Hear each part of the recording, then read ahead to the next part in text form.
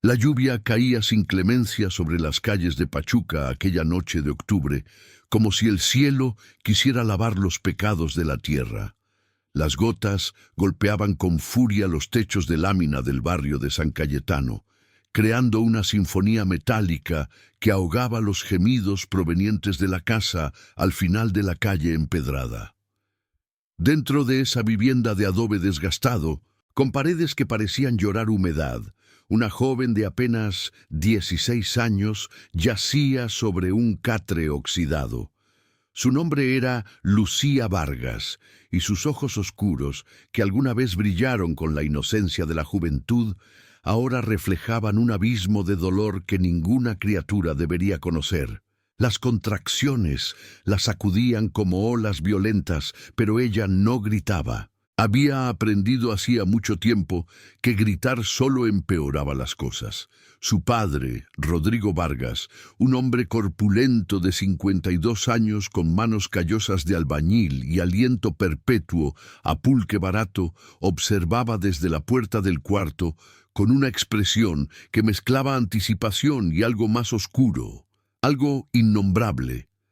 Sus ojos inyectados de sangre no mostraban preocupación paternal, sino la fría determinación de quien ha cruzado hace tiempo la línea que separa lo humano de lo monstruoso. Si estás viendo esto desde cualquier rincón de México o del mundo, por favor suscríbete a nuestro canal y déjanos un comentario diciéndonos desde dónde nos sigues. Tu apoyo nos ayuda a seguir compartiendo estas historias que necesitan ser contadas. La primera vez había ocurrido cuando Lucía tenía 13 años, apenas 2 meses después del funeral de su madre, quien había muerto en extrañas circunstancias que los vecinos preferían no comentar. Rodrigo había entrado a su cuarto aquella noche con pasos tambaleantes, arrastrando consigo el olor acre del alcohol y la desesperación de un hombre que había perdido todo sentido de humanidad. «Tu madre ya no está», había dicho con voz pastosa, «ahora tú ocuparás su lugar en todo». Lucía no entendió entonces lo que significaban esas palabras. Lo entendería demasiado pronto. Los meses siguientes se convirtieron en una pesadilla interminable. La casa, que alguna vez estuvo llena de risas cuando su madre preparaba mole en la cocina y cantaba canciones de Juan Gabriel, se transformó en una prisión de silencio y vergüenza. Rodrigo mantenía a Lucía aislada, sacándola de la escuela secundaria con la excusa de que necesitaba ayudar con los gastos del hogar. Los vecinos, don Ernesto y doña Carmela, murmuraban inquietos cuando veían a la niña cada vez más delgada, más pálida, más ausente. Pero en San Cayetano todos tenían sus propios problemas y nadie quería meterse en asuntos ajenos. Cuando el vientre de Lucía comenzó a crecer por primera vez, Rodrigo no mostró sorpresa ni remordimiento. En cambio, con una frialdad que helaba la sangre, preparó el pequeño cuarto trasero de la casa, el que antes había sido una bodega de herramientas. Colgó sábanas viejas en las ventanas para que nadie pudiera ver hacia adentro, trajo una palangana oxidada y algunas toallas desgastadas. «Nadie puede saber», le advirtió a Lucía, apretando su brazo con fuerza suficiente para dejar marcas moradas. «Si alguien se entera, te quitarán y te meterán a un orfanato. ¿Eso quieres? ¿Quieres que te separen de tu familia?» La primera criatura nació en una madrugada de enero, cuando el frío de la sierra hidalguense se colaba por las rendijas de las paredes. Lucía, aterrorizada y sin entender completamente qué le estaba sucediendo a su cuerpo, dio a luz sola mientras Rodrigo esperaba afuera, fumando cigarrillos baratos. El llanto del bebé resonó brevemente en la noche antes de que Rodrigo entrara, lo envolviera en una cobija vieja y desapareciera con él. Cuando regresó horas después, con las manos vacías y sin decir palabra, Lucía no se atrevió a preguntar. Algo en sus ojos le dijo que era mejor no saber. Pero el patrón se repetiría, una y otra vez, en un ciclo enfermizo que parecía no tener fin. Cada vez que el vientre de Lucía crecía, Rodrigo la encerraba más, inventando excusas ante los escasos visitantes, que la niña estaba enferma, que había ido a cuidar a unos parientes a Tulancingo, que estaba trabajando en una fábrica textil en Tepeji del Río. Las mentiras se acumulaban como las capas de pintura descascarada en las paredes de la casa. Los embarazos se sucedieron con regularidad aterradora. Segundo, tercero, cuarto. Lucía perdió la cuenta de los meses, de los años. Su cuerpo joven se convirtió en un campo de batalla, marcado por cicatrices, estrías que parecían mapas de su sufrimiento. Sus caderas dolían constantemente. Sus dientes comenzaron a aflojarse por la deficiencia de calcio. Su cabello antes abundante se volvió quebradizo y opaco. Rodrigo apenas la alimentaba, dándole solo lo mínimo necesario para mantenerla viva y funcional para sus propósitos retorcidos. Durante el quinto embarazo, Lucía intentó escapar. Era una tarde de primavera cuando Rodrigo había salido a trabajar en una obra en Mineral de la Reforma. Débil, pero desesperada, la joven arrastró su cuerpo hinchado hasta la puerta principal, solo para descubrir que su padre había comenzado a cerrarla con candado desde afuera. Golpeó las ventanas con lo poco de fuerza que le quedaba, pero las casas vecinas estaban demasiado lejos y el ruido del tráfico de la avenida cercana ahogaba sus súplicas. Cuando Rodrigo regresó y la encontró junto a la puerta, la golpeó con su cinturón hasta que Lucía se desmayó. «Nunca vuelvas a intentar algo así», le siseó mientras ella sangraba sobre el piso de concreto frío. «O lo próximo que entierro serás tú». Los bebés seguían naciendo. El sexto llegó durante una tormenta de verano que inundó medio barrio. El séptimo nació mientras los fuegos artificiales de las fiestas patrias explotaban en el cielo.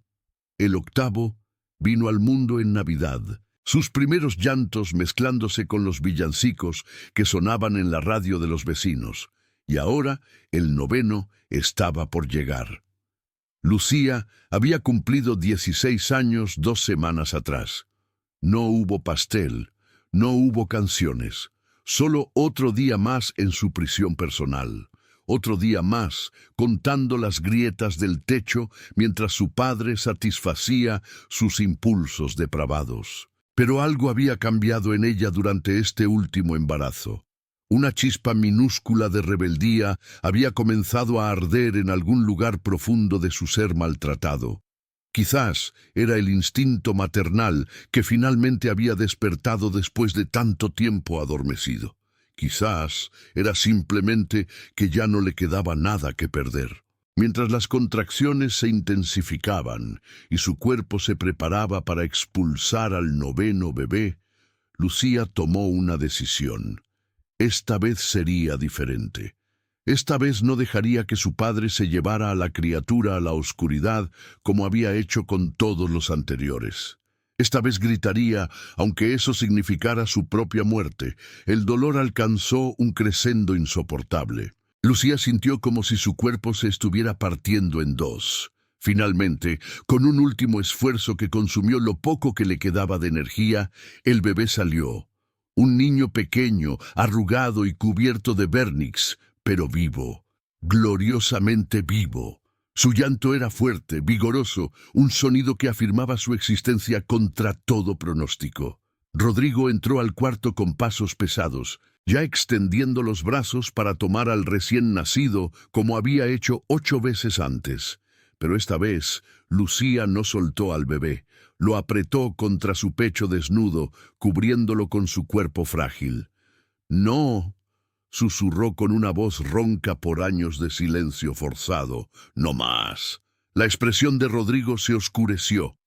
«¡Dame al niño!», ordenó con voz baja y peligrosa.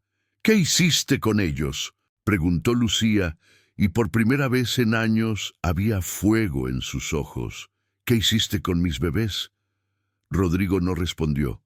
En cambio, avanzó hacia ella con intención clara de arrebatarle al niño por la fuerza.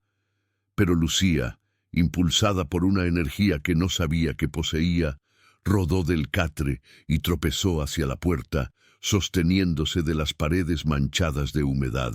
El bebé seguía llorando en sus brazos y ese sonido le daba fuerza.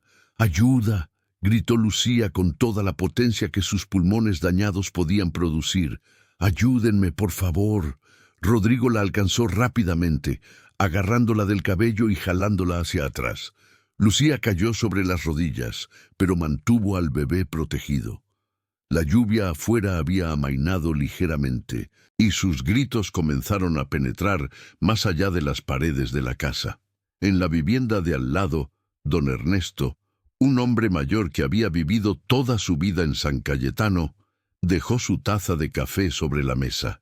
Había escuchado algo, un grito de mujer que le erizó la piel. ¿Oíste eso?, le preguntó a su esposa Carmela, una mujer menuda de pelo gris, que siempre llevaba un rebozo azul. Carmela asintió.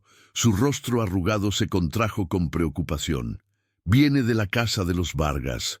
Ernesto, hace años que no veo a esa muchacha. Algo no está bien ahí. Durante años, los vecinos habían preferido ignorar las señales, convencerse a sí mismos de que no era su problema. Pero este grito tenía algo diferente, algo desesperado y final que no podía ser ignorado. Don Ernesto se levantó de su silla con esfuerzo, sus rodillas artríticas protestando. «Voy a tocar la puerta», declaró con determinación que su esposa no había visto en mucho tiempo. Mientras tanto, dentro de la casa, Rodrigo había logrado arrinconar a Lucía contra la pared del cuarto. Tenía una mano en su garganta, apretando lo suficiente para cortar el aire, pero no para matarla todavía. «Siempre has sido una malagradecida», escupió con rabia, gotas de saliva cayendo sobre el rostro de su hija. «Todo lo que he hecho ha sido por ti, para protegerte, para mantenerte segura». Las palabras retorcidas de Rodrigo revelaban la profundidad de su locura. En su mente fracturada, había construido una narrativa donde él era el protector, el proveedor, el padre sacrificado. No podía, o no quería, ver el monstruo en que se había convertido. Lucía intentaba respirar, sus manos todavía aferradas al bebé que milagrosamente seguía vivo a pesar del forcejeo. Sus ojos comenzaban a nublarse cuando escuchó golpes fuertes en la puerta principal. «¡Rodrigo! ¡Abre la puerta! ¿Está todo bien ahí adentro?». La voz de don Ernesto resonaba con autoridad. La mano de Rodrigo aflojó ligeramente su agarre. El pánico cruzó su rostro por primera vez. Se había vuelto tan confiado en su control absoluto sobre Lucía y su situación que no había considerado la posibilidad de que el mundo exterior finalmente interviniera. «No digas nada», le susurró a Lucía con veneno en su voz, «o mato al niño frente a ti antes de que puedan romper esa puerta». Pero algo se había roto definitivamente en Lucía. El miedo que la había paralizado durante años finalmente había sido superado por algo más fuerte: la determinación de salvar al menos a uno de sus hijos. Con el bebé presionado contra su pecho, abrió la boca y gritó con todo lo que tenía: «¡Llamen a la policía! ¡Ayúdenme! ¡Ha estado!». Rodrigo le tapó la boca con violencia, pero era demasiado tarde. Don Ernesto había escuchado lo suficiente. «Carmela, llama a la policía», gritó hacia su casa mientras comenzaba a golpear la puerta con más fuerza. Otros vecinos, alertados por el escándalo, comenzaron a salir de sus casas. La señora Martínez, que vendía tamales en la esquina, se acercó con su teléfono celular ya marcando el número de emergencias. El joven Pedro, que trabajaba como mecánico, corrió a buscar algo para forzar la puerta. Dentro de la casa, Rodrigo entraba en pánico. Soltó a Lucía y comenzó a caminar de un lado a otro como un animal enjaulado. Sus opciones se estrechaban rápidamente. Podía escuchar cómo la conmoción afuera crecía, más voces, más pasos. La red de silencio y complicidad pasiva que lo había protegido durante años finalmente se estaba desintegrando. Lucía aprovechó el momento de confusión de su padre para arrastrarse hacia la ventana del cuarto. Con manos temblorosas, arrancó la sábana vieja que la cubría. La luz de las farolas callejeras entró al cuarto por primera vez en años, iluminando la escena grotesca. El catre manchado de sangre, la palangana con agua turbia, las paredes con marcas de arañazos donde Lucía había intentado aferrarse a algo durante sus trabajos de parto solitarios. Los vecinos que pasaban pudieron ver a través de la ventana a la joven demacrada, sosteniendo un bebé recién nacido. Hubo jadeos de horror, manos que cubrían bocas incrédulas. «¡Dios mío!», exclamó la señora Martínez, su voz quebrándose. «¿Cuánto tiempo ha estado así?». Las sirenas de la policía comenzaron a escucharse en la distancia, acercándose rápidamente. El sonido pareció sacar a Rodrigo de su estupor. Miró a Lucía una última vez, y en sus ojos ella pudo ver algo que nunca había visto antes: miedo genuino, no miedo por ella, ni siquiera por el bebé, sino miedo por sí mismo, por las consecuencias que finalmente estaban alcanzándolo. «Esto es culpa tuya», dijo Rodrigo, su voz temblando. «Todo esto es culpa tuya. Si no hubieras gritado, si hubieras sido obediente como tu madre». Se detuvo, dándose cuenta de que sus palabras no tenían sentido, ni siquiera para él.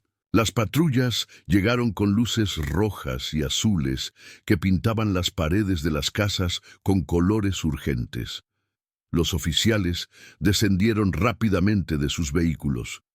El comandante Sánchez, un hombre de mediana edad con 20 años en la fuerza, tomó el mando de la situación. «Tenemos reportes de una mujer en peligro», le dijo a sus oficiales. «Rodeen la casa. Nadie entra ni sale sin mi autorización». Pedro, el mecánico, finalmente logró forzar la cerradura de la puerta principal con una palanca. La puerta se abrió de golpe, revelando un pasillo oscuro que olía a humedad y algo más, algo pútrido que hizo que varios de los presentes retrocedieran. Los oficiales entraron con cautela, armas desenfundadas, linternas cortando la oscuridad. «Policía, salga con las manos en alto», ordenó el comandante Sánchez. Rodrigo permaneció inmóvil en el cuarto trasero, sus hombros caídos en derrota. Sabía que todo había terminado. Cuando los oficiales entraron y vieron la escena, la joven ensangrentada con el bebé, el catre improvisado, las condiciones deplorables, sus expresiones profesionales se endurecieron con rabia apenas contenida. «Señor, ponga las manos donde pueda verlas», ordenó uno de los oficiales, un joven llamado García que acababa de ser padre por primera vez y sentía su estómago revolverse ante lo que estaba presenciando. Rodrigo obedeció mecánicamente, levantando las manos sobre su cabeza. Fue esposado con más fuerza de la necesaria, los oficiales sin poder ocultar su repulsión. Mientras era arrastrado fuera del cuarto, pasó junto a Lucía una última vez. Ella lo miró directamente a los ojos, y en su mirada había algo que él nunca había visto allí antes. No odio, no miedo, sino lástima.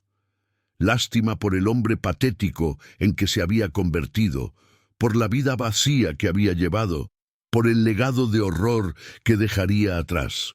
Una ambulancia había llegado junto con las patrullas. Los paramédicos entraron rápidamente. Una mujer llamada Gabriela, con años de experiencia, que había visto muchas cosas terribles, pero nada la había preparado para esto. Se arrodilló junto a Lucía con gentileza profesional. «Hola, mi nombre es Gabriela. Voy a ayudarte. ¿Está bien? Necesito revisar al bebé y luego te revisaré a ti». Lucía, exhausta más allá de las palabras, asintió débilmente. Por primera vez desde que podía recordar, alguien la estaba tratando con amabilidad genuina. Las lágrimas comenzaron a rodar por sus mejillas demacradas. Gabriela tomó al bebé con cuidado experto, envolviéndolo en una manta térmica mientras su compañero, Miguel, preparaba una camilla para Lucía. «El bebé está estable», informó Gabriela, después de una revisión rápida. «Necesitamos llevarlos al hospital inmediatamente». Ella está en shock y ha perdido bastante sangre. Mientras preparaban a Lucía para el transporte, el comandante Sánchez comenzó a inspeccionar la casa más detalladamente. Lo que encontró en las siguientes horas pintaría un cuadro aún más aterrador de lo que había ocurrido entre esas paredes. En un closet cerrado con llave, encontraron documentos médicos falsificados, certificados de nacimiento en blanco y, lo más perturbador, fotografías. Fotografías de bebés, 8 en total, cada uno con una fecha escrita en el reverso. En el patio trasero, bajo un árbol de tejocote marchito, la tierra mostraba irregularidades sospechosas. El comandante Sánchez sintió su corazón hundirse, ordenó que acordonaran el área y llamó a la unidad de investigación criminal. Lo que encontrarían allí confirmaría las peores sospechas. Lucía fue trasladada al Hospital General de Pachuca, donde un equipo de médicos y psicólogos se preparaba para recibir lo que ya se estaba convirtiendo en uno de los casos más horrendos en la historia del estado de Hidalgo. La doctora Patricia Mendoza, jefa del Departamento de Ginecología, revisó a Lucía personalmente. Lo que encontró la dejó atónita. El cuerpo de una adolescente que había soportado múltiples embarazos en rápida sucesión, con evidencia de trauma físico extenso y desnutrición severa.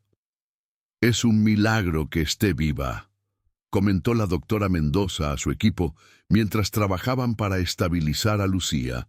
«Su cuerpo ha pasado por un trauma que la mayoría de las mujeres adultas no podrían sobrevivir, y ella tiene solo 16 años.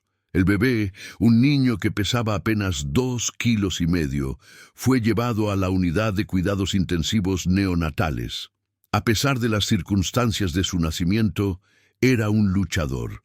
Los enfermeros que lo cuidaban, conociendo ya la historia detrás de su llegada al mundo, le prodigaban atención extra, como si pudieran compensar con su cariño profesional el horror de sus primeras horas de vida. Mientras tanto, en la casa de los Vargas, la investigación continuaba. El equipo forense había comenzado a excavar en el patio trasero bajo las luces artificiales que habían instalado. La primera pala de tierra removida reveló algo que confirmó los temores del comandante: pequeños huesos envueltos en tela descompuesta. El sitio era una tumba clandestina. A lo largo de la noche y la madrugada siguiente, los forenses excavaron metódicamente. Encontraron los restos de 8 bebés, cada uno enterrado de forma apresurada y sin ceremonia. Los cuerpos estaban en diferentes estados de descomposición, indicando que habían sido enterrados en momentos distintos a lo largo de varios años. El médico forense, el doctor Ramírez, un hombre de 60 años que pensaba que ya había visto todo, tuvo que tomar varios descansos durante el proceso, la magnitud del horror superando incluso su profesionalismo entrenado. «Son todos recién nacidos», informó el doctor Ramírez al comandante Sánchez mientras el sol comenzaba a salir sobre Pachuca. «Necesitaremos realizar autopsias completas y pruebas de ADN. Pero preliminarmente todos parecen haber muerto poco después del nacimiento, sin atención médica adecuada, sin calor, probablemente de exposición y negligencia».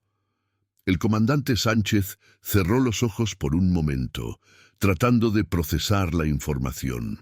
Había trabajado en casos de homicidio, narcotráfico, secuestro, pero esto era diferente. Esto era maldad pura, concentrada y sostenida durante años bajo el disfraz de normalidad suburbana. La noticia del caso comenzó a filtrarse a los medios de comunicación locales antes del amanecer. Para las 8 de la mañana, reporteros de toda la región se agolpaban frente a la casa acordonada en San Cayetano.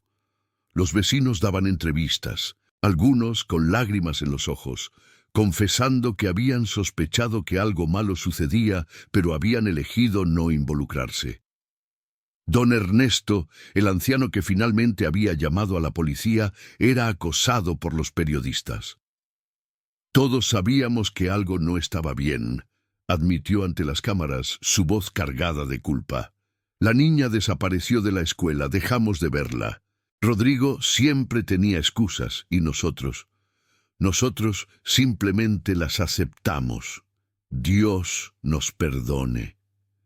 En el hospital, Lucía despertó en una habitación blanca y limpia, tan diferente del cuarto oscuro y sucio donde había pasado los últimos 3 años, que por un momento pensó que estaba soñando. Una enfermera joven, llamada Rosa, estaba revisando sus signos vitales. Cuando vio que Lucía había abierto los ojos, le sonrió con calidez genuina.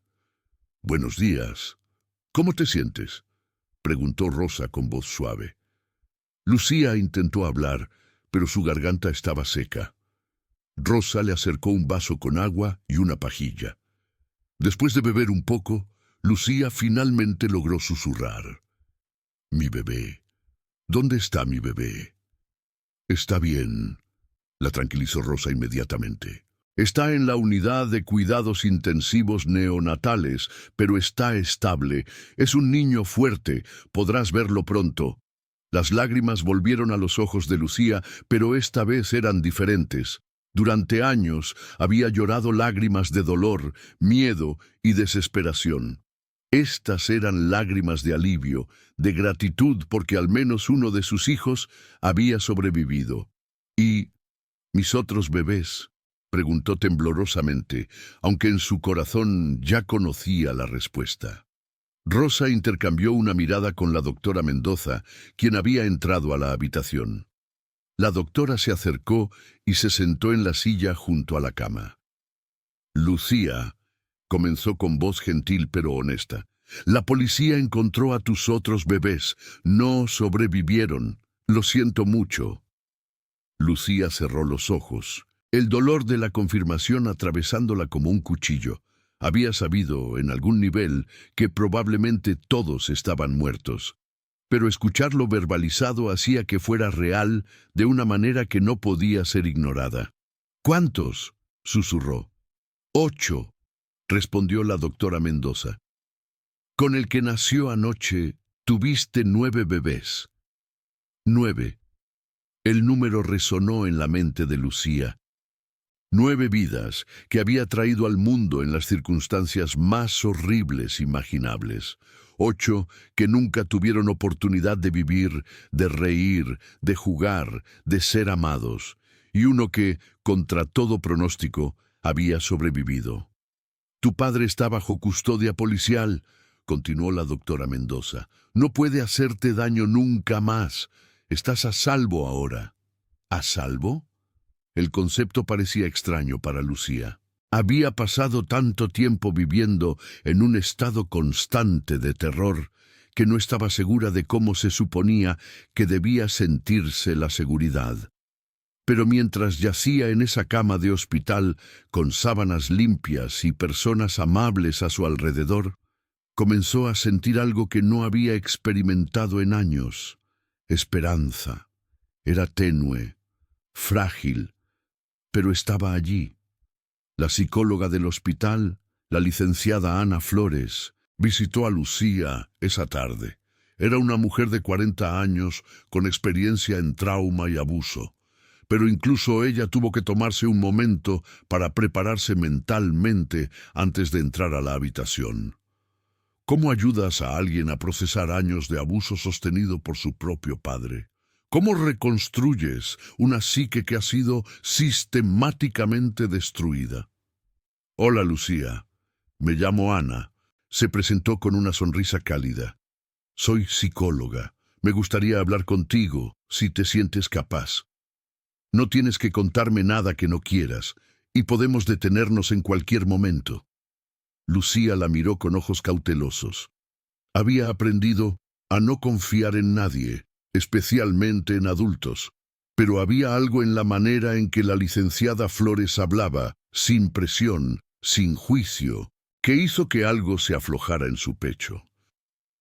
«¿Puedo ver a mi bebé primero?», preguntó con voz apenas audible. «Por supuesto», respondió Ana sin dudarlo. «De hecho, creo que sería muy bueno para ambos. Media hora después, sentada en una silla de ruedas porque todavía estaba demasiado débil para caminar, Lucía fue llevada a la unidad de cuidados intensivos neonatales. La enfermera a cargo, una mujer mayor llamada Beatriz, que había trabajado allí durante 30 años, la guió hacia una incubadora en la esquina. Dentro, envuelto en mantas blancas, estaba el bebé más pequeño que Lucía había visto en su vida. ¿Puedo tocarlo?, preguntó Lucía, su voz quebrándose. «Claro que sí», respondió Beatriz con gentileza. «Es tu hijo». Con manos temblorosas, Lucía metió sus dedos a través de las aberturas de la incubadora. El bebé, como si sintiera la presencia de su madre, agitó sus pequeños puños. Cuando los dedos de Lucía rozaron su mejilla, él giró la cabeza hacia el tacto, buscándola instintivamente. Fue un momento simple, un gesto pequeño, pero para Lucía fue profundamente transformador. Por primera vez en su vida, alguien la buscaba no para herirla, sino para encontrar consuelo. Las lágrimas caían libremente por las mejillas de Lucía mientras observaba a su hijo. «Lo siento», susurró. «Siento no haber podido salvarlos a todos. Pero a ti te voy a proteger, lo prometo». Los días siguientes fueron un torbellino de actividad. La investigación criminal se expandió, revelando más y más capas del horror que había ocurrido en la casa de los Vargas. Los forenses confirmaron que todos los bebés encontrados eran hijos de Lucía, y las pruebas de ADN mostraron que Rodrigo era el padre de todos ellos, confirmando el incesto. El caso del padre más repugnante de Hidalgo, como lo empezaron a llamar los medios, captó la atención nacional. Reporteros de Ciudad de México viajaron a Pachuca para cubrir la historia. Los programas de noticias nacionales la discutieron extensamente. Las redes sociales explotaron con indignación y llamados a justicia. La casa en San Cayetano se convirtió en una macabra atracción turística, con personas parándose afuera para tomar fotografías, hasta que las autoridades finalmente tuvieron que acordonarla permanentemente.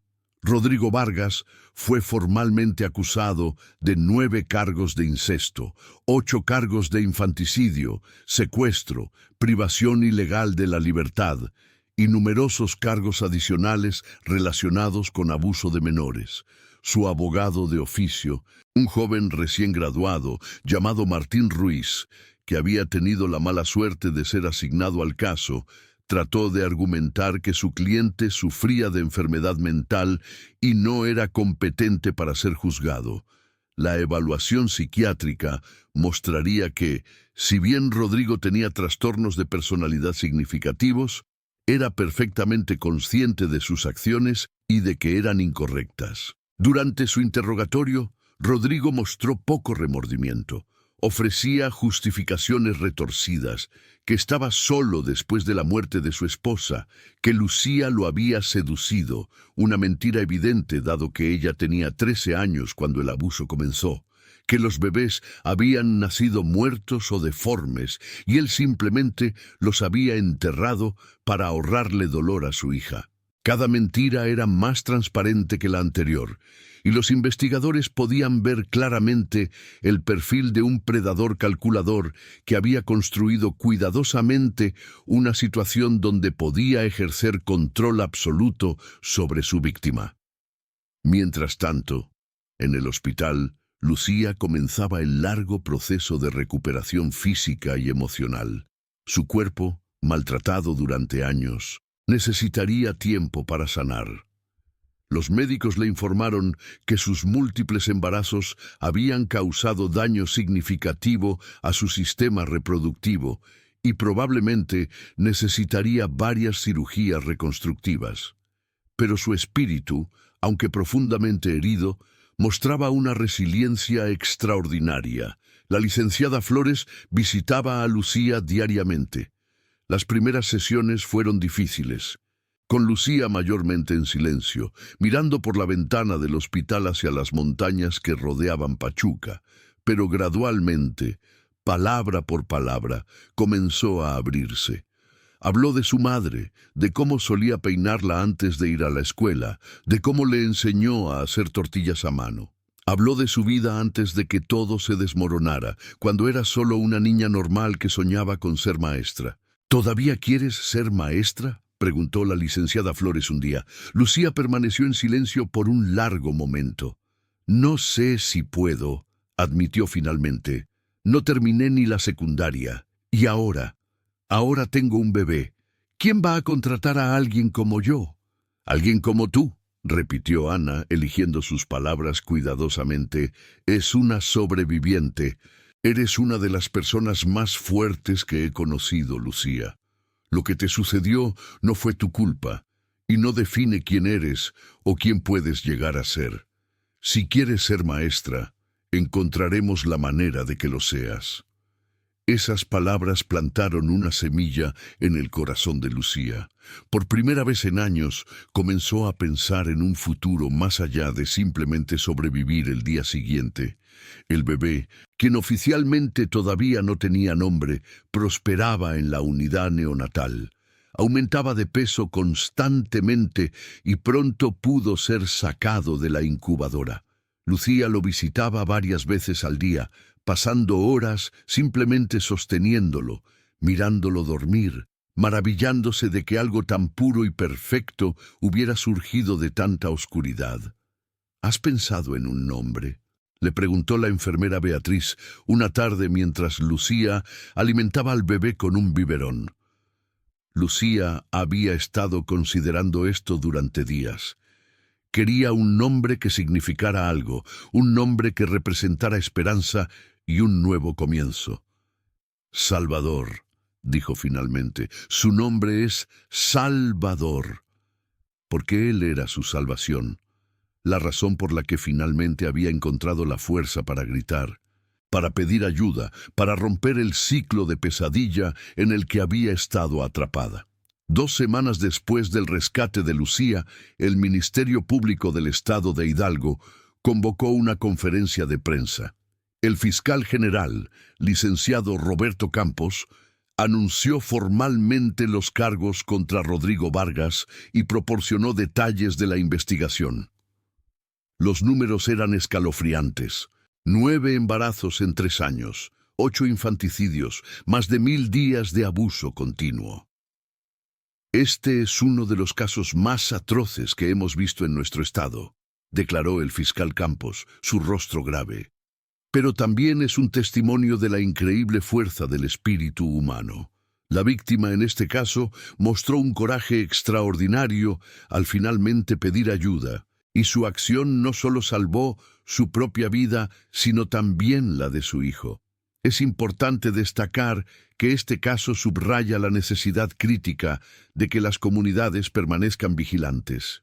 Los vecinos que finalmente intervinieron son héroes, pero debemos preguntarnos, ¿cuánto sufrimiento podría haberse evitado si alguien hubiera actuado antes?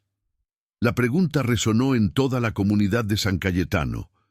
Los vecinos luchaban con su culpa colectiva. Doña Carmela, la esposa de don Ernesto, confesó a un reportero: «Veíamos las señales, pero nos decíamos que no era nuestro asunto. ¿Quiénes somos nosotros para juzgar?», pensábamos. Ahora sé que el silencio también es complicidad, si pudiera retroceder el tiempo. El caso provocó una conversación más amplia en todo México sobre el abuso doméstico, el incesto y la importancia de reportar el abuso sospechado.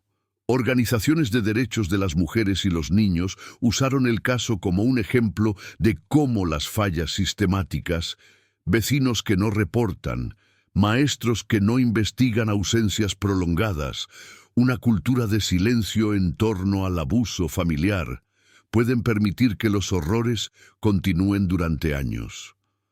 Un mes después de su rescate, Lucía fue dada de alta del hospital. El DIF del estado de Hidalgo había estado trabajando para encontrarle un lugar seguro donde vivir. No podía regresar a la casa de San Cayetano, ni siquiera si lo quisiera. El lugar estaba bajo investigación forense y eventualmente sería demolido. No tenía otros familiares conocidos. Su madre había sido hija única, y sus abuelos habían muerto antes de que ella naciera. La solución vino de una fuente inesperada. La hermana María Elena, directora de Casa Refugio Santa Clara, un hogar para madres jóvenes en situaciones de crisis, se ofreció a acoger a Lucía y a Salvador. Casa Refugio era una institución católica, pero no predicadora. Su enfoque era proporcionar apoyo práctico, educación y un camino hacia la autosuficiencia para mujeres jóvenes que necesitaban un nuevo comienzo. El día que Lucía dejó el hospital, con Salvador envuelto en una cobija amarilla que le había regalado la enfermera Rosa, un pequeño grupo se reunió para despedirla. La doctora Mendoza, la licenciada Flores, las enfermeras que la habían cuidado, todas habían formado un vínculo con esta joven que había sobrevivido lo imposible. «Recuerda», le dijo la licenciada Flores, mientras abrazaba a Lucía cuidadosamente, consciente de que ella todavía se estremecía ante el contacto físico inesperado. «La sanación no es lineal. Habrá días buenos y días difíciles, pero no estás sola. Seguiré viéndote en Casa Refugio, y mi puerta siempre está abierta para ti». Casa Refugio Santa Clara estaba ubicada en una zona tranquila de Pachuca, en una casa grande restaurada que alguna vez había sido una hacienda colonial. Tenía capacidad para albergar a 12 madres con sus hijos, y cuando Lucía llegó, había 6 familias residiendo allí. Las otras jóvenes la recibieron con calidez cautelosa. Todas habían visto las noticias y sabían quién era, pero la hermana María Elena había dado instrucciones estrictas de no presionarla con preguntas.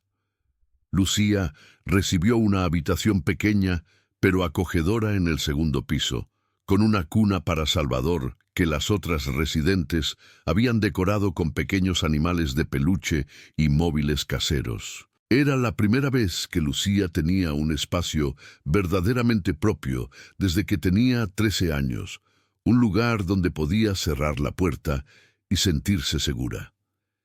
Las primeras semanas en Casa Refugio fueron un ajuste. Lucía no estaba acostumbrada a la vida en comunidad, a compartir espacios comunes, a la amabilidad casual de otras personas. Pequeñas cosas la sobresaltaban. El sonido de pasos pesados en el pasillo, puertas que se cerraban abruptamente, voces masculinas, el jardinero, el técnico que reparó el calentador. Su hipervigilancia era una respuesta de supervivencia que había desarrollado durante años y no se apagaría fácilmente, pero lentamente, día a día, comenzó a relajarse. Salvador prosperaba, creciendo robusto y alcanzando sus hitos de desarrollo a tiempo. Era un bebé feliz, que sonreía fácilmente y se reía cuando Lucía le hacía caras graciosas. Verlo tan saludable y contento era curativo para Lucía, de maneras que ninguna terapia podría lograr por sí sola. Una de las otras residentes, una joven de 19 años, llamada Diana, que había escapado de una relación abusiva, se convirtió en la primera amiga real que Lucía había tenido en años. Diana no presionaba, no hacía preguntas indiscretas, simplemente estaba presente. Se sentaban juntas en el jardín mientras sus bebés jugaban en una manta, compartiendo un silencio cómodo o charlando sobre cosas simples como el clima o las comidas que la cocinera de Casa Refugio preparaba. ¿Sabes qué es lo que más me gusta de este lugar?, dijo Diana un día mientras observaban a Salvador tratar de agarrar sus propios dedos de los pies. Que nadie aquí me mira con lástima. Todas hemos pasado por cosas difíciles. Eso nos hace más fuertes, no más débiles. Lucía consideró esas palabras. Durante el mes que había estado bajo la atención constante de médicos, enfermeras y trabajadores sociales, se había acostumbrado a ver lástima en los ojos de las personas. Era casi peor que el miedo que solía ver en su propio reflejo. «¿Cómo sabes que eres fuerte?», preguntó Lucía. A veces siento que soy tan frágil que podría romperse con solo respirar fuerte. Diana sonrió tristemente. Porque seguimos aquí. Seguimos tratando. Eso es lo que hace que seamos fuertes. Mientras Lucía trabajaba en su recuperación personal, el caso criminal contra Rodrigo Vargas avanzaba. Su juicio estaba programado para 6 meses después, y los fiscales estaban construyendo lo que describían como un caso hermético. Tenían evidencia física, testimonios de expertos y, lo más importante, tenían a Lucía dispuesta a testificar. La decisión de testificar no había sido fácil para Lucía. La idea de estar en la misma sala que su padre, de verlo cara a cara, de tener que recitar los detalles de su abuso ante extraños, la llenaba de terror. Pero con el apoyo de la licenciada Flores y el fiscal asignado al caso, el licenciado Javier Gutiérrez, Lucía comenzó a prepararse mentalmente. «Entiendo que esto es increíblemente difícil», le dijo el licenciado Gutiérrez durante una de sus reuniones de preparación en Casa Refugio. Era un hombre de 50 años, con una reputación de ser despiadado en la corte, pero compasivo con las víctimas. Pero tu testimonio es crucial. Sin él, aunque tenemos evidencia física fuerte, un abogado defensor hábil podría intentar argumentar que los bebés murieron por causas naturales, que el abuso no fue sostenido. Tu voz es la que puede asegurar que tu padre enfrente la totalidad de las consecuencias por lo que hizo. Lucía sabía que él tenía razón. Si no testificaba, si permitía que el miedo le silenciara una vez más, su padre podría recibir una sentencia reducida. Y eso sería una traición no solo a sí misma, sino a los 8 bebés que nunca tuvieron la oportunidad de contar sus propias historias. «Lo haré», dijo Lucía, su voz ganando firmeza. «Testificaré». Mientras tanto, Casa Refugio ofrecía más que solo alojamiento. La hermana María Elena había establecido un programa integral para ayudar a las residentes a reconstruir sus vidas. Había clases de educación para adultos, para aquellas que no habían terminado la escuela, talleres de habilidades laborales, grupos de apoyo y cuidado infantil para que las madres pudieran enfocarse en su educación y sanación. Lucía se inscribió en las clases para terminar su educación secundaria. Al principio, sentarse en un escritorio y sostener un lápiz se sentía extrañamente formal, después de años sin educación formal. Su mano temblaba cuando escribía y le tomaba el doble de tiempo que a los otros estudiantes completar los ejercicios. Pero la maestra, la profesora Sánchez, una mujer jubilada que ofrecía su tiempo como voluntaria, era paciente e increíblemente alentadora. «Tienes una mente brillante, Lucía», le dijo la profesora Sánchez, después de calificar uno de sus ensayos sobre literatura mexicana. «Con el tiempo y la práctica, podrías hacer cualquier cosa que te propongas». La idea parecía absurda para Lucía. Ella, que había pasado años, siendo poco más que una prisionera en su propia casa, tenía una mente brillante. ¿Podría realmente hacer algo significativo con su vida? Pero las palabras plantaron otra semilla junto a la que la licenciada Flores había sembrado. Lentamente, una visión de futuro comenzó a formarse en la mente de Lucía. No solo sobrevivir, sino vivir, crecer, prosperar. El invierno llegó a Pachuca, trayendo vientos fríos que bajaban de las montañas y lloviznas persistentes que convertían las calles en ríos de lodo. En Casa Refugio, las residentes se acurrucaban en la sala común con tazas de chocolate caliente y cobijas tejidas. Salvador, ahora de 4 meses, estaba descubriendo su voz y pasaba horas balbuceando en sonidos sin sentido que hacían sonreír a Lucía cada vez. Durante una de esas tardes frías, mientras Lucía y Diana estaban sentadas cosiendo ropa de bebé, una habilidad que la hermana María Elena estaba enseñándoles para que pudieran potencialmente vender artesanías y ganar algo de dinero. Diana preguntó casualmente, ¿alguna vez piensas en el futuro? ¿En dónde te ves en 5 años? Lucía detuvo su aguja considerando la pregunta. 5 años. En 5 años tendría 21 años. Salvador tendría 5. Parecía tan lejano, tan incierto. No lo sé, admitió. Supongo que espero haber terminado la preparatoria. Quizás estar trabajando en algún lugar. Criar a Salvador lo mejor que pueda. Eso es todo, presionó Diana gentilmente. ¿No hay sueños más grandes? Cosas que siempre quisiste hacer. Lucía pensó en la conversación que había tenido con la licenciada Flores sobre ser maestra. Solía querer ser maestra, dijo en voz baja.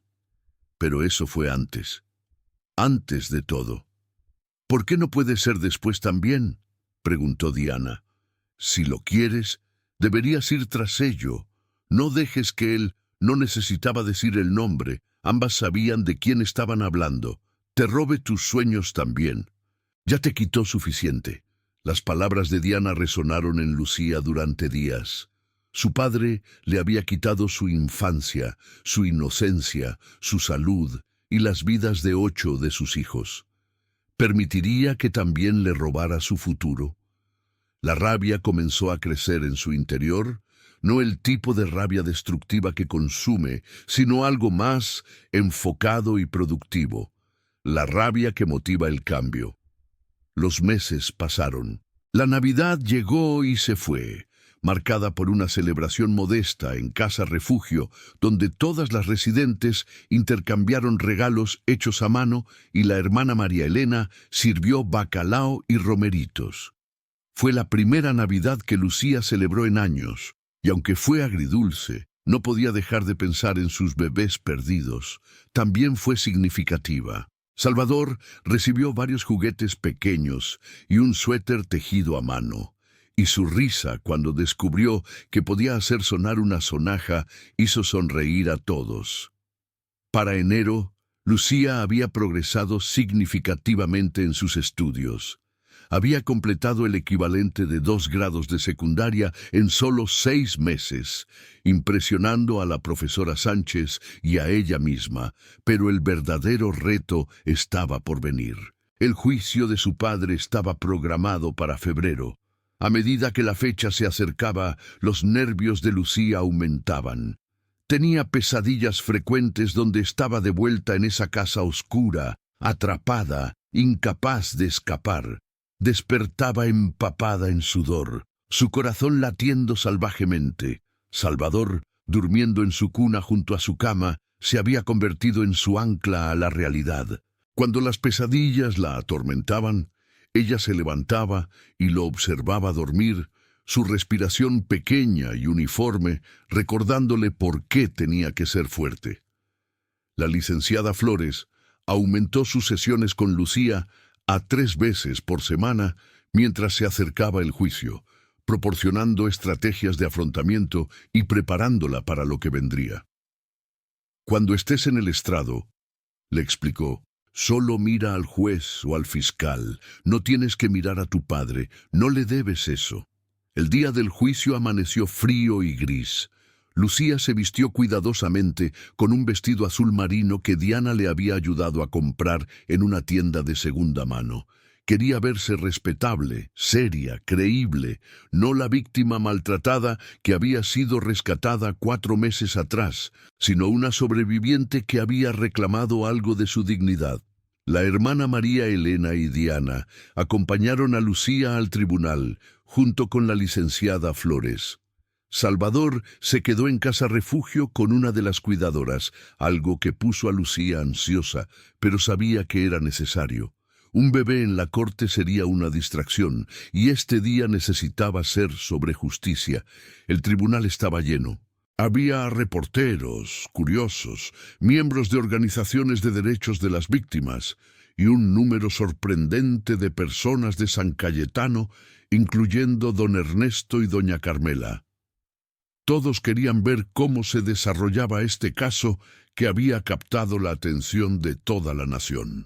Cuando trajeron a Rodrigo Vargas, esposado y vestido con un uniforme carcelario naranja, la respiración de Lucía se atascó en su garganta. Se veía más viejo, más delgado, menos intimidante de lo que lo recordaba.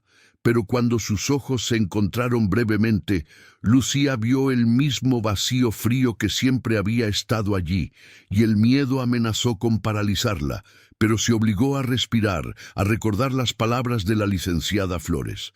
Él ya no tenía poder sobre ella. El juicio comenzó con las declaraciones de apertura. El fiscal Gutiérrez presentó el caso con precisión devastadora, describiendo en detalle clínico los años de abuso, los 9 embarazos, los 8 infanticidios. El defensor público asignado a Rodrigo, claramente incómodo con su tarea, intentó argumentar que su cliente sufría de trastornos mentales severos y necesitaba tratamiento psiquiátrico más que prisión. Pero sus palabras sonaban huecas, incluso para él mismo. Durante los primeros 2 días, la Fiscalía presentó su evidencia física. El doctor Ramírez, el médico forense, testificó sobre los restos encontrados en el patio. Describió con detalle profesional pero sombrío cómo cada uno de los 8 bebés había muerto por negligencia extrema y exposición. Ninguno de estos niños recibió atención médica después del nacimiento, explicó. Sin calor, sin alimentación adecuada, sin los cuidados básicos que cualquier recién nacido necesita, la muerte hubiera sido relativamente rápida, pero innegablemente dolorosa. La sala del tribunal estaba en silencio absoluto mientras el doctor Ramírez hablaba. Varios de los presentes lloraban abiertamente. El juez, un hombre de 65 años llamado Héctor Maldonado, que había presidido innumerables casos a lo largo de su carrera, parecía visiblemente afectado. La doctora Mendoza testificó sobre el estado físico de Lucía cuando llegó al hospital. Presentó fotografías médicas que mostraban la extensión del daño a su cuerpo joven. En mis 30 años como ginecóloga, declaró con voz firme, pero cargada de emoción. Nunca había visto un caso de abuso tan sistemático y prolongado. El hecho de que esta joven haya sobrevivido es francamente milagroso. Los vecinos también testificaron. Don Ernesto subió al estrado con pasos lentos, su bastón golpeando contra el suelo de madera. Sabíamos que algo no estaba bien, admitió con voz quebrada por la vergüenza. Todos lo sabíamos, pero nos decíamos que no era nuestro asunto, que cada familia tiene sus problemas. Ahora vivo con esa culpa todos los días. Si hubiéramos actuado antes, quizás esos bebés... No pudo terminar la frase. Doña Carmela lloró durante todo su testimonio, retorciendo su rebozo azul entre sus manos arrugadas. La última vez que vi a Lucía antes de que desapareciera, era una niña tan dulce, recordó. Le encantaba jugar con los niños del barrio. Siempre estaba riendo.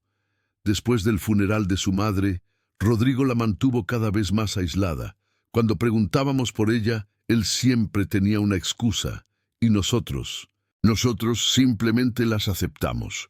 Que Dios nos perdone. El tercer día del juicio fue el más difícil. Era el turno de Lucía de testificar. Se levantó temprano esa mañana en casa refugio, incapaz de comer el desayuno que la hermana María Elena le había preparado. Su estómago era un nudo de nervios. Se cambió de ropa 3 veces antes de decidirse por el mismo vestido azul marino que había usado el primer día. Salvador estaba inquieto, como si pudiera sentir la ansiedad de su madre. Lucía lo sostuvo durante largo tiempo antes de entregárselo a la cuidadora, aspirando su olor dulce a bebé, usándolo como talismán contra lo que vendría. En el tribunal, el fiscal Gutiérrez la llamó al estrado. Lucía caminó con pasos medidos, concentrándose en poner un pie delante del otro. Cuando llegó al estrado de los testigos, colocó su mano sobre la Biblia y juró decir la verdad. Su voz sonó más firme de lo que se sentía. «Señorita Vargas», comenzó el fiscal Gutiérrez con tono gentil, «sé que esto es difícil, pero necesito que le cuente a la corte sobre su relación con el acusado, Rodrigo Vargas». Lucía respiró profundamente. Había ensayado este momento con la licenciada Flores docenas de veces, pero ahora que estaba realmente aquí, las palabras parecían atascarse en su garganta. Miró brevemente hacia donde su padre estaba sentado en la mesa de la defensa, sus ojos fríos, fijos en ella como tratando de intimidarla incluso ahora. Pero luego recordó las palabras de la licenciada Flores y desvió su mirada hacia el juez Maldonado, cuyo rostro mostraba una expresión de aliento paternal. «Es mi padre», comenzó Lucía, su voz apenas más fuerte que un susurro. El juez le pidió amablemente que hablara más alto. Lucía se aclaró la garganta e intentó de nuevo. «Es mi padre biológico. Después de que mi madre murió cuando yo tenía 13 años, él cambió». «¿Puede describir cómo cambió?», preguntó el fiscal Gutiérrez. Las palabras comenzaron a fluir, primero lentamente, luego con más velocidad a medida que Lucía se permitía recordar. Habló de aquella primera noche terrible cuando su padre entró a su cuarto borracho. Habló de cómo la sacó de la escuela, cómo la aisló de sus amigos y vecinos. Habló de los años de abuso continuo, de cómo cada vez que su vientre crecía, su padre la encerraba más. «¿Y los bebés?», preguntó el fiscal Gutiérrez, después de que Lucía había establecido el patrón de abuso. «¿Puede decirnos qué sucedía cuando nacían?». Esta era la parte más difícil. Lucía sintió lágrimas ardiendo en sus ojos. Los primeros bebés, yo no entendía qué estaba pasando. Era tan joven, tenía tanto miedo. Cuando nacían, él entraba y se los llevaba. Yo preguntaba dónde estaban, pero él me decía que no era mi asunto, que él se estaba encargando de todo. Su voz se quebró. Después de unos días, cuando yo preguntaba de nuevo, él me golpeaba.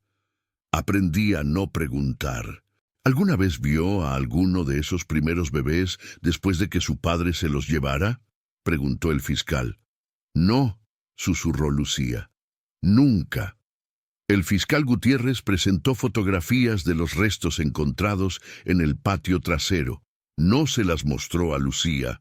Eso hubiera sido demasiado cruel, pero las presentó como evidencia ante la corte. «Estos son los 8 bebés que el señor Vargas se llevó. Como la señorita Vargas describió», declaró con voz resonante, 8 vidas humanas, enterradas como basura en el jardín de su propia casa. El abogado defensor objetó débilmente, argumentando que era especulativo asumir que los bebés estaban vivos cuando fueron enterrados. El juez Maldonado rechazó la objeción con disgusto apenas oculto. «El testimonio del médico forense fue claro», dijo con voz severa. «Continúe, fiscal Gutiérrez». El fiscal pasó las siguientes 2 horas guiando a Lucía a través de su testimonio. Preguntó sobre cada embarazo, sobre las condiciones en las que vivía, sobre cómo su padre la mantenía cautiva. Lucía respondió cada pregunta con honestidad dolorosa, su voz ganando fuerza a medida que avanzaba. Estaba contando su historia, finalmente, después de años de silencio forzado. Y aunque era agonizante, también era liberador. Cuando llegaron al 9º embarazo, al nacimiento de Salvador, Lucía describió el momento en que había decidido que las cosas serían diferentes. «Algo en mí se rompió», explicó, «o quizás algo finalmente se arregló. No podía dejar que él se llevara a otro bebé. No podía seguir siendo cómplice de mi propio sufrimiento. Así que grité con todo lo que tenía, esperando que alguien cualquiera finalmente me escuchara. Y alguien escuchó», dijo el fiscal Gutiérrez, volteándose hacia donde don Ernesto estaba sentado en la audiencia. El anciano asintió con lágrimas corriendo por sus mejillas arrugadas. El contrainterrogatorio del abogado defensor fue breve y claramente incómodo para él. Intentó sugerir que Lucía había malinterpretado las intenciones de su padre, que quizás los bebés habían nacido muertos y Rodrigo simplemente los había enterrado para ahorrarle dolor a su hija. Pero cada pregunta que hacía solo servía para fortalecer el testimonio de Lucía. Ella respondía con calma, con claridad, describiendo exactamente lo que había experimentado sin embellecimiento ni exageración. «¿No es posible», preguntó el defensor con desesperación evidente, «que su padre, en su dolor por perder a su esposa, simplemente cometiera errores de juicio, pero nunca intencionalmente le hiciera daño?» Lucía lo miró directamente. Por primera vez, desde que había subido al estrado, permitió que su mirada se dirigiera hacia su padre. Rodrigo la miraba fijamente, y por un momento ella vio un destello de algo en sus ojos. Remordimiento, miedo. Pero desapareció tan rápido que pudo haberlo imaginado. Volvió su atención al abogado defensor. «Mi padre sabía exactamente lo que estaba haciendo», dijo con voz firme y clara. «Me violó repetidamente durante 3 años. Sabía que eso estaba mal. Me amenazaba constantemente con lo que pasaría si alguien se enteraba. Cuando los bebés nacían, él sabía que necesitaban cuidado médico, alimentación, calor, y eligió no dárselos. Esas no fueron errores de juicio. Fueron decisiones deliberadas de hacerme daño a mí y a mis hijos».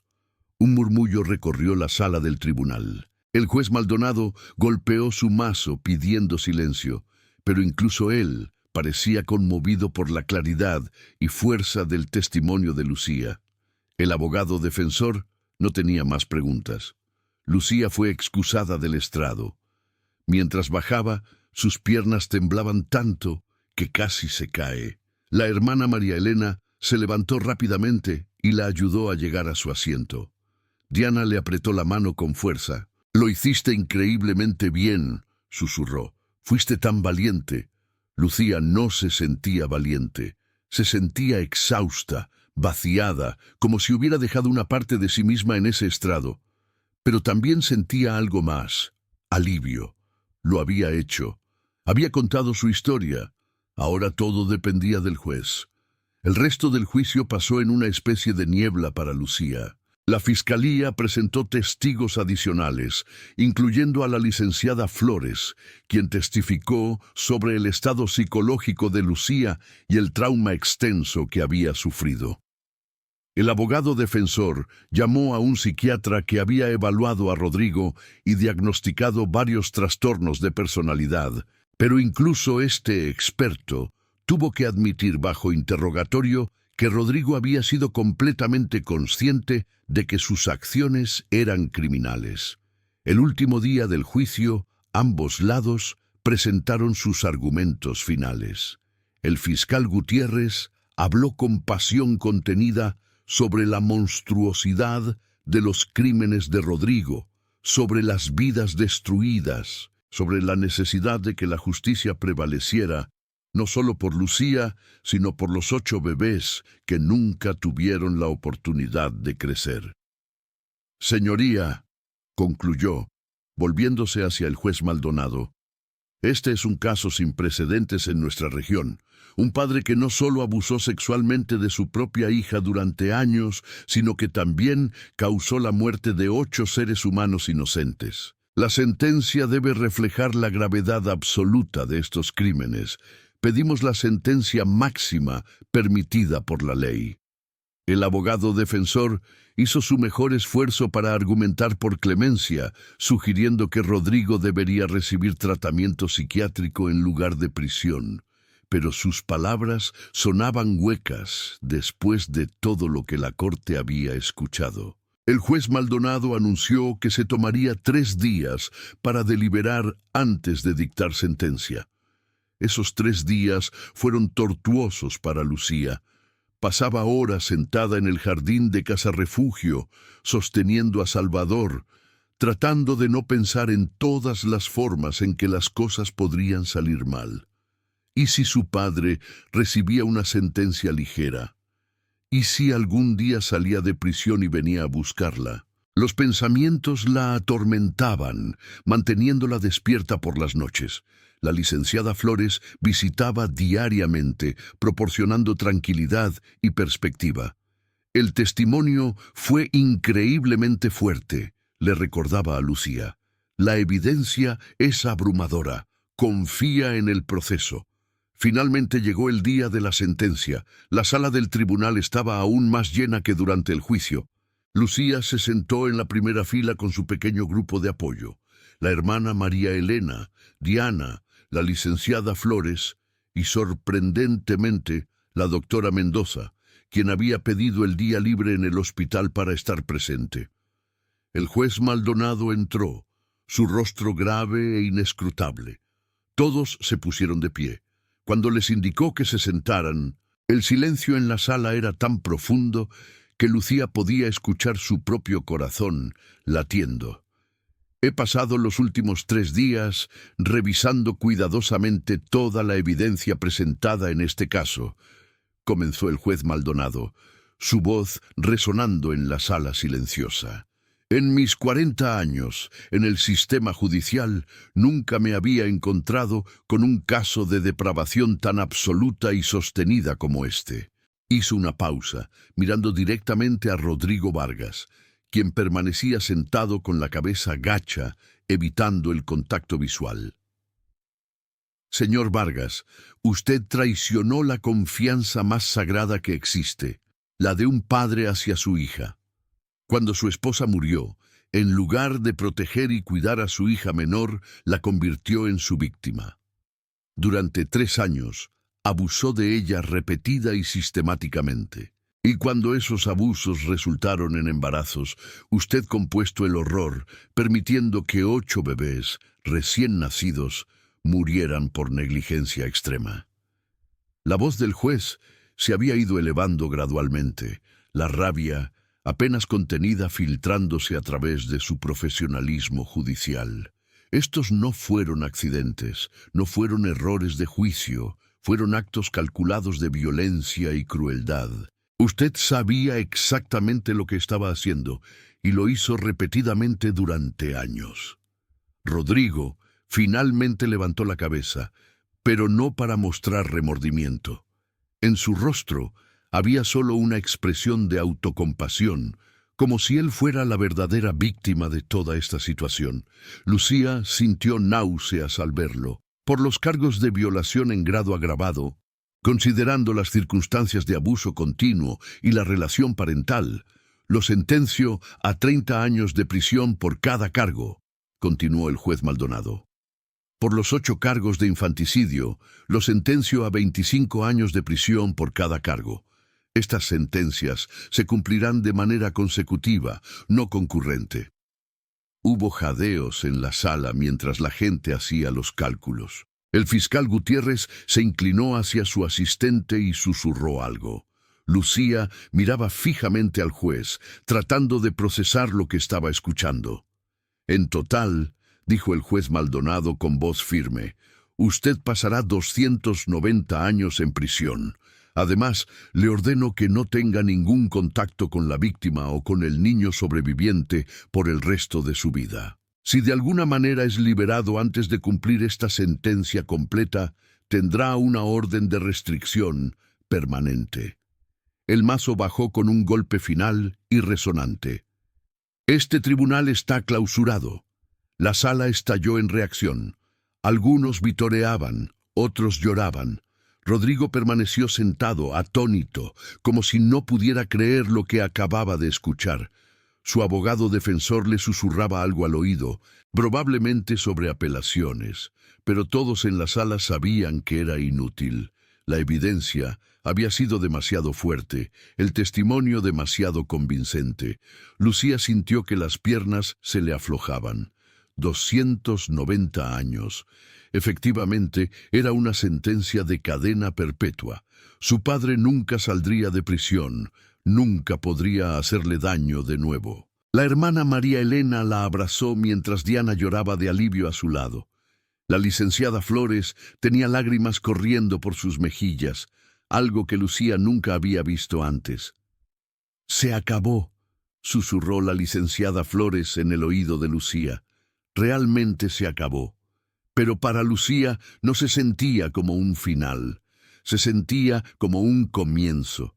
Los meses siguientes trajeron cambios significativos. El caso de Lucía había captado atención no solo nacional, sino internacional, convirtiéndose en un símbolo de los horrores del abuso doméstico y la importancia de que las comunidades intervengan. Organizaciones de derechos de las mujeres de todo México y de otros países se acercaron, ofreciendo apoyo, recursos y oportunidades. Una de esas oportunidades vino de una fundación educativa que ofrecía becas a sobrevivientes de trauma que quisieran continuar su educación. Lucía, quien había completado su educación secundaria con honores excepcionales, a pesar de todo lo que había pasado, aplicó para la beca. Fue aceptada con una beca completa para estudiar en la Escuela Normal del Estado de Hidalgo, una institución dedicada a formar maestros. Su sueño de convertirse en maestra, que había parecido imposible hace solo un año, de repente estaba al alcance de su mano. Pero había complicaciones. ¿Cómo podría asistir a clases mientras cuidaba a Salvador? ¿Cómo equilibraría las demandas de la educación superior con el proceso continuo de sanación del trauma? La hermana María Elena, quien se había convertido en una figura materna para Lucía, ayudó a encontrar soluciones. Casa Refugio tenía una guardería en el sitio donde Salvador podría quedarse durante las clases de Lucía. La licenciada Flores ajustó su horario para seguir viendo a Lucía 2 veces por semana, reconociendo que el proceso de sanación sería largo y continuo. La sanación no es una línea recta, le recordó la licenciada Flores durante una de sus sesiones. Habrá días buenos y días en los que sientas que estás retrocediendo. Pero mientras sigas moviéndote hacia adelante, aunque sea en pequeños pasos, estás progresando. El primer día de clases en la escuela normal llegó en agosto, casi un año después de que Lucía fuera rescatada. Se despertó temprano, nerviosa, pero emocionada. Se vistió con ropa nueva que Diana la había ayudado a comprar, unos jeans y una blusa blanca simple pero profesional. Salvador, ahora de 10 meses y gateando por todas partes, balbuceaba felizmente mientras ella lo preparaba para la guardería. «Hoy es un día importante», le dijo Lucía a su hijo mientras lo vestía con un overol azul. «Mamá va a la escuela para poder darte una vida mejor, para poder enseñarte que no importa qué tan oscuro se ponga el mundo, siempre hay esperanza». Salvador respondió agarrando su nariz y riendo, su risa como campanillas que disolvía cualquier nerviosismo residual de Lucía. En la escuela normal, Lucía fue una de 30 estudiantes en su cohorte. La mayoría eran jóvenes recién graduados de la preparatoria, llenos de energía juvenil y sin preocupaciones. Lucía, a los 17 años, era técnicamente parte del mismo grupo de edad, pero las experiencias de su vida la habían hecho años más madura. Al principio se mantuvo apartada, insegura de cómo relacionarse con estos jóvenes que hablaban de fiestas de fin de semana y problemas de relaciones que parecían triviales en comparación con lo que ella había vivido. Pero lentamente comenzó a hacer conexiones.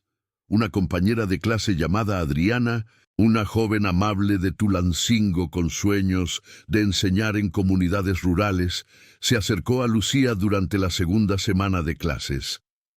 «He notado que siempre almuerzas sola», dijo Adriana sin presión ni juicio en su voz.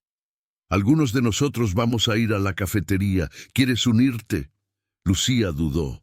Su instinto era rechazar la invitación, mantenerse a salvo en su aislamiento. Pero recordó las palabras de la licenciada Flores sobre la importancia de reconstruir conexiones sociales saludables.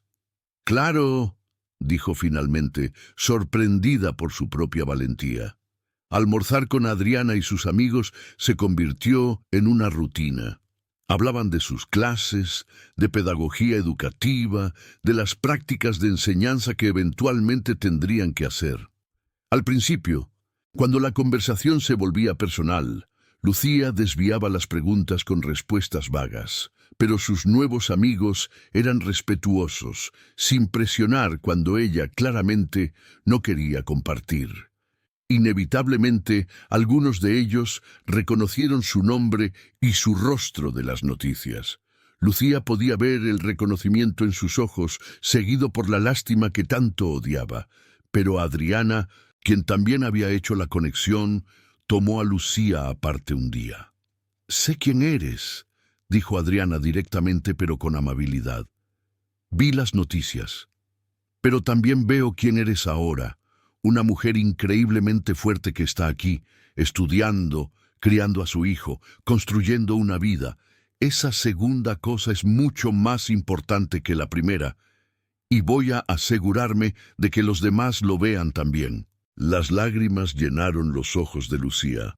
Era la primera vez que alguien de su propia generación, alguien que no era un profesional de la salud mental o un trabajador social, la veía como algo más que una víctima. «Gracias», susurró. A partir de ese día, Adriana se convirtió no solo en una compañera de clase, sino en una verdadera amiga.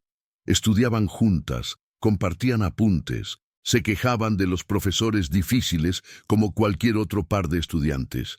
Adriana nunca mencionaba el pasado de Lucía, a menos que Lucía lo trajera primero, permitiéndole el espacio para ser simplemente una estudiante normal. Pero normal era complicado para Lucía. Mientras sus compañeros se preocupaban por exámenes y trabajos de investigación, ella también tenía que lidiar con despertares nocturnos, cuando las pesadillas volvían, con visitas semanales a la licenciada Flores para procesar su trauma, con las demandas de criar a un bebé prácticamente sola. Había días en que el peso de todo parecía demasiado. Durante el primer semestre hubo un momento en particular en que Lucía estuvo cerca de rendirse. Fue a mediados de octubre, casi exactamente un año después de la noche en que había sido rescatada. Salvador había estado enfermo con una infección de oído que lo mantenía despierto llorando todas las noches. Lucía apenas había dormido en una semana. Tenía 3 exámenes importantes programados para la misma semana, y en la cima de todo, había recibido una carta del abogado de su padre informándole que Rodrigo estaba apelando su sentencia. La noticia de la apelación la golpeó como un puñetazo en el estómago. Sabía intelectualmente que era poco probable que tuviera éxito. El caso había sido hermético, la evidencia abrumadora. Pero el simple hecho de que su padre todavía estuviera intentando, todavía tratando de ejercer algún tipo de control sobre su vida, la llenaba de rabia y miedo en igual medida. Esa noche, después de finalmente lograr que Salvador se durmiera, Lucía se sentó en el pequeño escritorio de su habitación en Casa Refugio, mirando los libros de texto abiertos frente a ella. Las palabras se mezclaban en la página, imposibles de procesar. Lágrimas de frustración y agotamiento comenzaron a caer, manchando las páginas. «No puedo hacer esto», susurró a la habitación vacía. «Es demasiado. Estoy tratando tan duro, pero es simplemente demasiado». Hubo un toque suave en su puerta. «Lucía». Era la voz de Diana. «Vi la luz bajo tu puerta. ¿Estás bien?» Lucía se limpió rápidamente las lágrimas. «Estoy bien», mintió automáticamente. Pero Diana no se fue. «Voy a entrar», anunció, abriendo la puerta lentamente. Cuando vio el estado de Lucía, ojos rojos, rodeada de libros, claramente al borde del colapso, su expresión se suavizó. «Oh, cariño, no estás bien». Y con esas palabras simples, la represa se rompió. Lucía comenzó a llorar en serio, grandes sollozos que sacudían todo su cuerpo. Diana se acercó rápidamente, abrazándola mientras Lucía se desmoronaba. «Es demasiado», dijo Lucía entre sollozos. «Pensé que podía hacerlo, pensé que podía reconstruir mi vida, pero es demasiado difícil. Salvador necesita tanto, la escuela es tan exigente, y ahora mi padre está apelando y...» «Shh», la calmó Diana. «Respira, solo respira». Se sentaron así durante varios minutos, Diana simplemente sosteniendo a Lucía mientras ella lloraba años de dolor reprimido. Finalmente, cuando los sollozos disminuyeron, Diana habló de nuevo. «¿Recuerdas lo que me dijiste cuando estaba pensando en dejar la escuela de cosmetología el mes pasado? Me dijiste que los días difíciles no significan que hayamos tomado el camino equivocado. Solo significan que el camino es desafiante». Lucía se rió débilmente a través de sus lágrimas. «Usaste mis propias palabras contra mí. Porque eran buenas palabras», respondió Diana con una sonrisa. «Mira, no voy a decirte que no es difícil. Es increíblemente difícil. Estás haciendo el trabajo de 3 personas. Madre, estudiante, sobreviviente trabajando en su sanación. Pero también lo estás haciendo. Salvador está sano y feliz. Tus calificaciones son excelentes, y aunque tu padre está apelando, sabemos que no va a tener éxito. Está desesperado, aferrándose a cualquier cosa porque sabe que perdió». Diana tenía razón, y Lucía lo sabía, pero escuchar las palabras en voz alta, de alguien que entendía porque también había sobrevivido su propio tipo de infierno, hacía que fueran más fáciles de creer. «¿Qué tal si hacemos un trato?», propuso Diana. «Yo cuido a Salvador mañana durante tus horas de estudio para que puedas prepararte para esos exámenes. Tú duermes en mi cuarto esta noche para que cuando él se despierte llorando, no seas tú quien tenga que levantarse». Y ambas aceptamos que está bien pedir ayuda cuando las cosas se ponen difíciles. Lucía sintió una oleada de gratitud hacia esta mujer que se había convertido en mucho más que una compañera de habitación, que se había convertido en hermana en todos los sentidos que importaban. «Gracias», susurró. «No sé qué haría sin ti». «Probablemente lo mismo que yo haría sin ti», respondió Diana. «Sobrevivir, pero no tan bien». Las mujeres fuertes se apoyan mutuamente. Así es como sobrevivimos, como prosperamos. Esa noche, Lucía durmió en la habitación de Diana mientras su amiga cuidaba a Salvador. Por primera vez en semanas, durmió toda la noche sin interrupciones. Cuando despertó por la mañana, se sintió como una persona nueva. El desafío no había desaparecido. Todavía tenía exámenes que tomar, un bebé que criar y trauma que procesar, pero ya no se sentía completamente sola en ello. Pasó los exámenes. Salvador se recuperó de su infección de oído, y cuando la apelación de su padre fue rechazada rotundamente por el Tribunal Superior 3 semanas después, Lucía sintió otro peso levantarse de sus hombros. Realmente se había acabado. Su padre pasaría el resto de su vida en prisión, y ella podía finalmente comenzar a vivir la suya. El primer semestre de Lucía, en la escuela normal, terminó con honores. Sus profesores notaban no solo su inteligencia académica, sino también algo más profundo, una empatía y comprensión de las luchas de los niños que la mayoría de los estudiantes de educación tardan años en desarrollar. Durante una conferencia con su profesora de Psicología del Desarrollo, la doctora Ramírez, una mujer de mediana edad que había dedicado su carrera a entender cómo los niños superan el trauma, comentó sobre esto. «Tienes un don, Lucía, dijo la doctora Ramírez, hojeando el ensayo final de Lucía sobre resiliencia en niños que han experimentado abuso. No solo entiendes intelectualmente cómo el trauma afecta a los niños, lo entiendes visceralmente. Ese tipo de comprensión profunda va a hacer de ti una maestra extraordinaria. Lucía sintió calor en sus mejillas por el elogio. Solo escribo sobre lo que he vivido, dijo modestamente. Exactamente, respondió la doctora Ramírez. Y esa experiencia vivida, combinada con tu educación formal, te da una perspectiva única. He estado enseñando durante 20 años y raramente veo estudiantes con tu nivel de comprensión. Espero que consideres especializarte en educación especial o en trabajo con poblaciones en riesgo. La idea resonó con Lucía.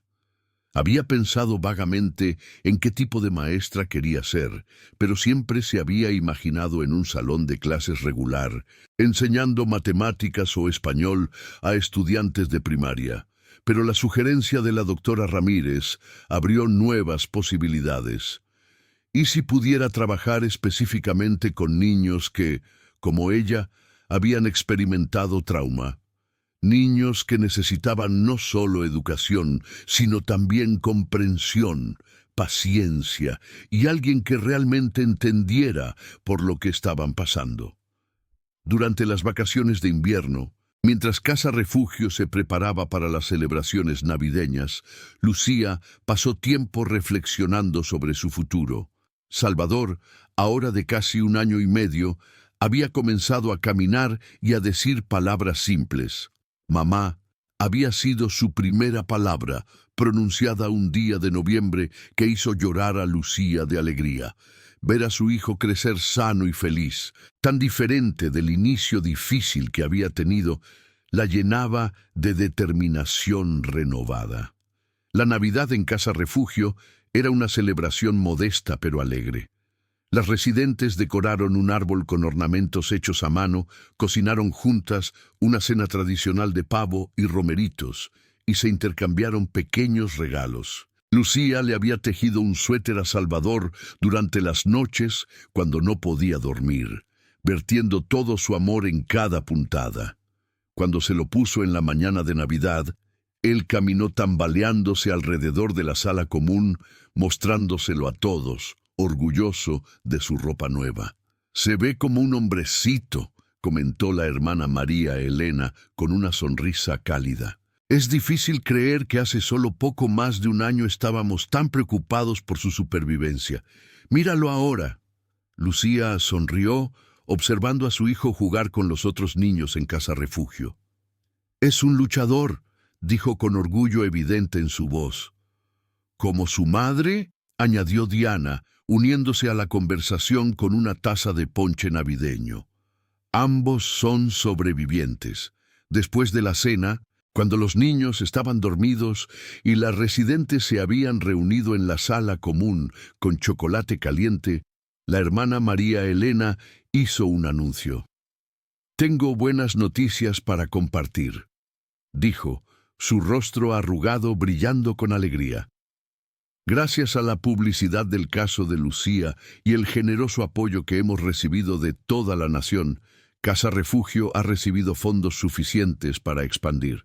Vamos a poder abrir una segunda ubicación en Tulancingo, duplicando nuestra capacidad para ayudar a mujeres y niños en crisis. Hubo vítores y aplausos de todas las residentes, pero la hermana María Elena no había terminado. Y hay más. Se nos ha acercado una organización educativa que quiere establecer un programa de becas específicamente para residentes y graduadas de Casa Refugio. Las mujeres que quieran continuar su educación, aprender oficios o comenzar pequeños negocios recibirán apoyo financiero y mentoría. Miró directamente a Lucía mientras decía esto último. De hecho, Lucía, si estás dispuesta, la organización nos ha preguntado si considerarías ser la embajadora del programa. Contarías tu historia, hablarías de cómo la educación te ha ayudado a reconstruir tu vida e inspirarías a otras mujeres a hacer lo mismo. Lucía sintió todos los ojos en la habitación volverse hacia ella. La idea de ser la cara de algo, de contar públicamente su historia una y otra vez, era aterradora. Pero también era una oportunidad de tomar su trauma y transformarlo en algo significativo, de ayudar a otras mujeres a ver que la vida después del abuso no solo era posible, sino que podía ser plena y rica. ¿Puedo pensarlo?, preguntó Lucía cautelosamente. Por supuesto, respondió la hermana María Elena. No hay presión, solo quería que supieras que la opción existe. Durante los días siguientes, Lucía contempló la oferta. Habló al respecto con la licenciada Flores durante su sesión de terapia después de Año Nuevo. ¿Cómo te sientes acerca de hablar públicamente sobre tu experiencia?, preguntó la licenciada Flores. Aterrada, admitió Lucía honestamente. Pero también siento que podría ser importante. Si mi historia puede ayudar a aunque sea una mujer a salir de una situación abusiva o a buscar educación cuando piensa que es imposible, entonces valdría la pena el miedo. La licenciada Flores asintió pensativamente. Esa es una perspectiva muy madura, pero también quiero asegurarme de que lo estés haciendo por las razones correctas. No porque sientas que le debes algo a alguien o porque crees que es lo que se espera de ti. ¿Realmente quieres hacerlo? Lucía lo consideró. Creo que sí, dijo lentamente. Durante tanto tiempo mi historia fue algo que se me hizo, algo que me sucedió sin mi control. Pero ahora puedo elegir qué hacer con ella. Puedo elegir usarla para ayudar a otros. Eso me da poder de vuelta.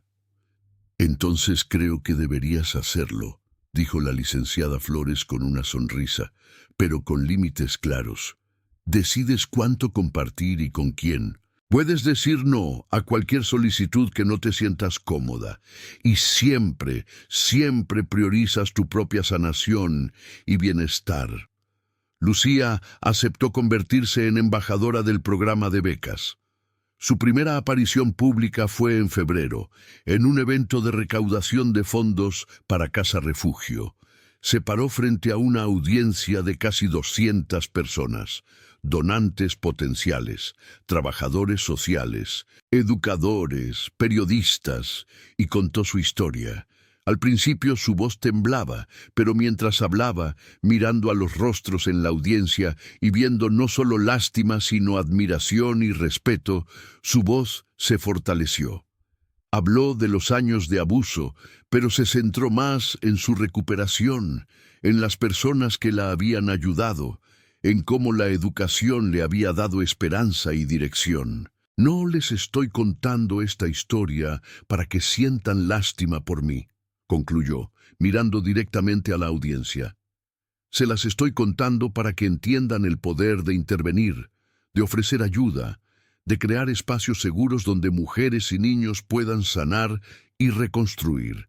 Sin las personas que eligieron actuar, los vecinos que finalmente llamaron a la policía, los médicos y enfermeras que me cuidaron, la hermana María Elena que me dio un hogar, la licenciada Flores que me ayudó a procesar mi trauma, los maestros que creyeron en mí, no estaría aquí hoy. Cada uno de ustedes tiene el poder de ser esa persona para alguien más. La ovación de pie que recibió fue abrumadora. Varias personas se acercaron después para agradecer su valentía al hablar. Un hombre mayor, con lágrimas en los ojos, le dijo: «Mi nieta está en una situación difícil, no sabía cómo ayudarla. Su historia me ha dado ideas sobre recursos que pueden estar disponibles. Gracias». Eso, más que cualquier otra cosa, confirmó para Lucía que había tomado la decisión correcta. Su historia podía marcar una diferencia. El segundo semestre de la escuela normal trajo nuevos desafíos y oportunidades. Lucía comenzó sus primeras prácticas de enseñanza en una escuela primaria local. La colocaron en un salón de tercer grado con un maestro mentor llamado Profesor Hernández, un educador veterano con 30 años de experiencia. El primer día que Lucía entró al salón como maestra en formación, 25 pares de ojos curiosos se volvieron hacia ella. Los niños, de 8 y 9 años, la evaluaron con la brutal honestidad que solo los niños pequeños poseen. «¿Eres muy joven para ser maestra?», preguntó un niño de pelo rizado. Lucía sonrió. «Estoy aprendiendo a ser maestra», explicó, «así que voy a aprender de ustedes tanto como espero que ustedes aprendan de mí». Durante las siguientes semanas, Lucía descubrió que tenía un talento natural para conectar con los niños. Quizás era porque su propia infancia había sido tan brutalmente cortada que entendía la importancia de preservar y nutrir la de otros. Quizás era simplemente que había desarrollado una paciencia profunda a través de todo lo que había soportado. Cualquiera que fuera la razón, los niños respondían a ella. Había un niño en particular, un niño callado llamado Miguel, que se sentaba en la parte de atrás y raramente participaba en clase. El profesor Hernández había mencionado que Miguel venía de una situación familiar difícil. Su padre había estado recientemente encarcelado y su madre trabajaba 3 empleos para llegar a fin de mes. El niño a menudo venía a la escuela con ropa sucia y parecía exhausto. Lucía reconoció los signos. Vio en los ojos de Miguel el mismo vacío que ella había llevado durante años, el mismo retraimiento que viene de experimentar cosas que ningún niño debería experimentar. Un día después de clase, se acercó a él mientras empacaba sus útiles.